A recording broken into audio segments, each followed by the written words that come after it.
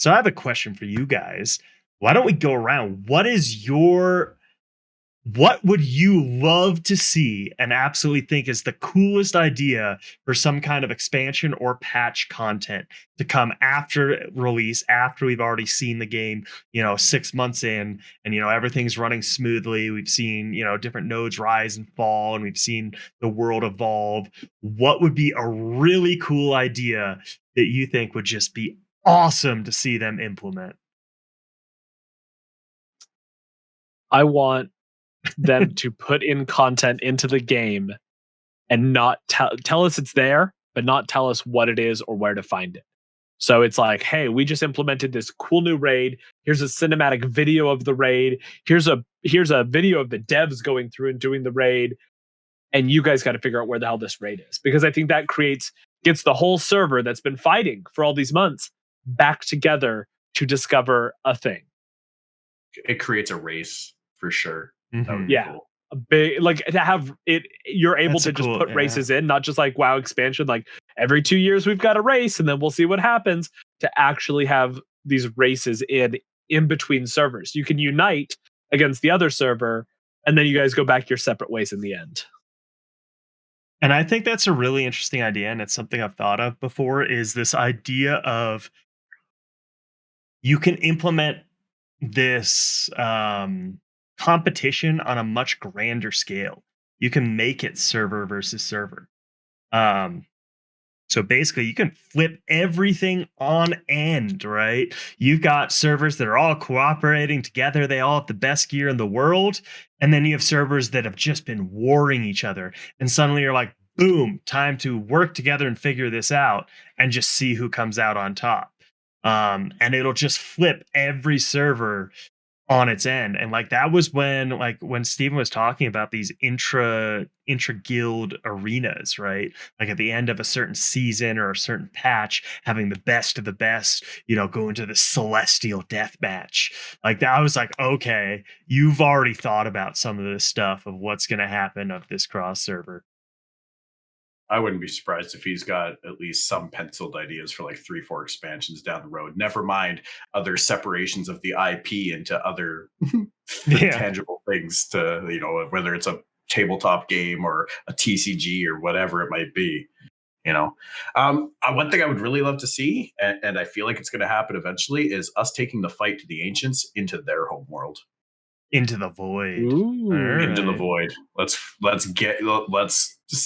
because I've heard rumors. I don't know if this was leaked from Intrepid or something. Of we're not just confined to Vera, but the ability to actually expand to other planets or other dimensions, and going into the void to go after them. I think would be really cool. I know, like going back into some lore diving, Aramis, when he smashed his necklace on the ground during the APOC logs. He created a portal and they got out of their cave that they were trapped in because they went to a third dimension. Wow. Yeah. I guess we don't necessarily know if it's a third dimension or if it was just an uninhabited part of the void. A different plane of existence, I think, is the way to put it, because this is very much based on D&D. And he's talked about the planes and they're on levels, right? The void is at the very bottom level. That is as far away from the top level, and the top level is where the essence exists. Right below that is the plane of existence where the gods exist, as close to the essence as possible. And then you have your levels down. I'm assuming that Vera is somewhere in the middle, close enough to the essence to get magic. I'm assuming Sanctus is farther down, and I'm assuming the void is like the very bottom level. And so that's very much a D&D setting of how these planes of existence work. And, the closer they are to certain magical planes, the more magic they have. And obviously this is all based off of Pathfinder, but I think there's so much potential, not only for different planes, but also a multiverse, right? I think the idea of like, hey, we've all come into this Vera, but this Vera is a multiverse, and it's very easy to play off as like, okay, there's a reason everything developed differently, because it's a different dimension.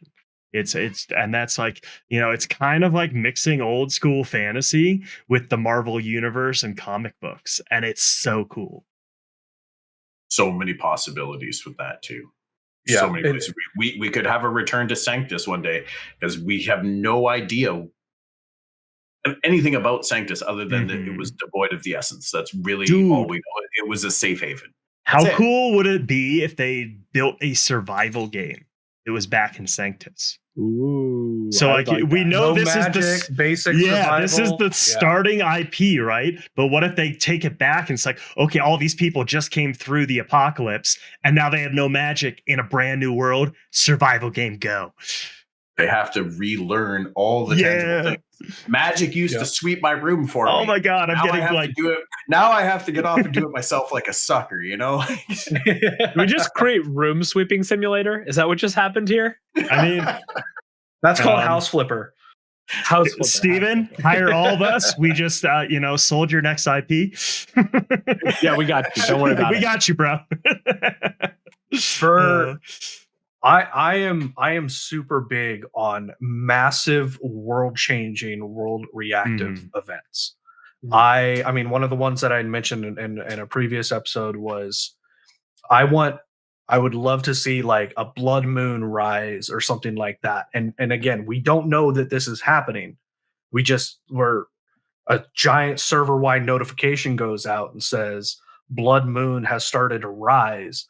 And next thing you know, all around the populated areas of the world, holes from the underrealm are opening, and the creatures from the underrealm are coming up. And for a week, they're doing this. They're attacking nodes and they're attacking players without, just relentlessly, and just stuff that causes people to have to say, yo, we're at war with each other right now, but we're going to hold up. We'll go back to fighting each other in a minute. We need to take care of this, because if we don't take care of this, everybody's going to lose their node, or everybody's going to lose like a level of their node, like whatever the punishment there is. And I think it would need to be extreme to like help force people to, want to participate. But like stuff like that. I mean, the one idea where I went, okay, this game has the potential to be very cool, was when Steven was talking about, you might be mining deep, in the Kickstarter video, you might be mining deep into a mountain. You might mine too far,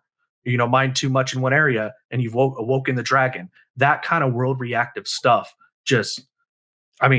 That is the kind of stuff that is just absolutely awesome. It can be across all servers. We can then talk to our friends on other servers and be like, yo, we cleared out this area of all the underrealm creatures, and it opened up a new dungeon that was available for like a month or something like that, and it went away like through cleansing. Like there's just so much that they can do with it, and I love the world reactive events on a large scale. Yeah, and so like that was it for me. Is like that's you said it exactly. Like I want to see horde events. And this goes back to my good old days of Warcraft 3, Warcraft 2 custom games. Like I loved hero defense, where various different ways you could do it with hiring different NPCs, but you had your hero and you were defending against these waves that were coming in. Like I mean I miss those days of good old Blizzard custom games. Like I used to love Blizzard so much, and everything they did, they just gave so much. They just gave so much to the player. And it's like, go have fun, do whatever you want to do. You can take this as competitive or as fun as you want. And I just remember having so much fun in those sieges. I mean, not really so horde events. And it's kind of like a tower defense too, right? Like that's how tower defense evolved. And then like there's these combinations of hero defense, tower defense games. And like, I would just love to see something like that in Ashes of Creation, especially in a game that is this big and complex. So it's not just you figuring it out. You actually have to coordinate with people and figure it out with them. And so just that issue is like whenever some servers are starting to die off, people are getting fed up with the meta on their server, throw in this world-changing event. It's be like, well, now there's volcanoes spawning everywhere on the world. We don't know what's happening. There's MPs. Yeah, there's mobs everywhere, and go ahead, figure what's going on out. And that, like, as a content creator, that would be so much fun to just be like, here's what's going on. Here's what's happening. We're trying to figure this out. Nobody knows. It would just be like so awesome and exciting. do you want that to happen on every server the same way? Or would you like to see it where maybe how the server develops depends on how these world events change the server?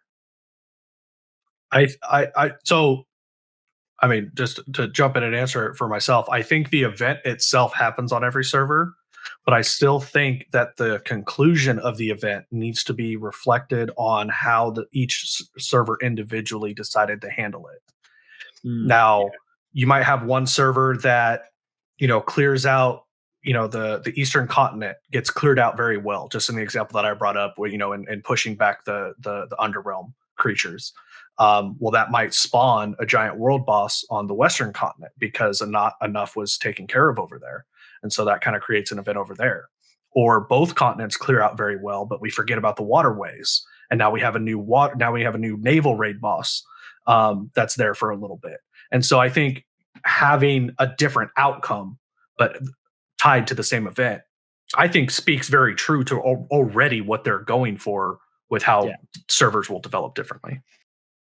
Absolutely. And I really want to iterate something that you said earlier, Super, and having, like, if you fail to defeat this server wide boss, it needs to feel like a cataclysmic event. It's not just, hey, we've introduced this giant boss that everybody needs to fight towards. And well, if you guys just don't have the participation or you're too busy fighting amongst yourselves, then it's just going to take longer for you to defeat it. No, there's a timeline, and we don't know what that timeline is. Like, that's not information that should be given out to the player base. Yes, I think every server should get the boss at the same time, but that's really the only thing that would be synonymous from one server to another in regards to the event. Beyond that, it's 100% up to that individual server's performance. I think active server population should maybe influence the requirements to defeat the boss a little bit, so it's relatively fair that way, to be reasonable. But yeah, I would love it to be a cataclysmic event.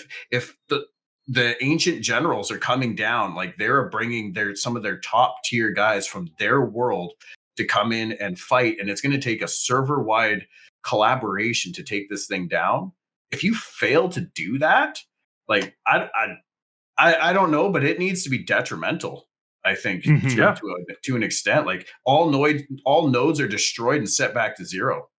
I don't know about de-leveling characters or anything to that extent, but just everything that's been built and constructed is just wiped out, like scorched earth. You're starting from with the shirt on your back and get going again.